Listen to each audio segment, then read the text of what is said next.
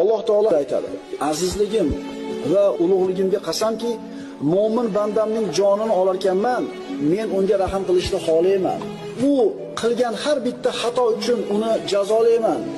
Dunyoda o'zida Alloh taolo bizdan gunoh sodir bo'lsa, dunyoda jazolayotganligi yaxshilikning belgisi. Qo'l qayrilib qoldi, oyoq qayrilib ketdi, mashinani aynagi sinib ketdi, bir musibat keldi, sizga yoqmaydigan ish. Biling, birodar, bu sizning foydangizga bo'ldi. Chunki bitta xato o'tgan edi, Alloh taolo shu bitta jazoni berib turib, juda ko'p xatolaringizni yuvadi. Alloh taolo aytadi: "Jasadidagi kasal yoki rizqidagi torlik bilan sinayman.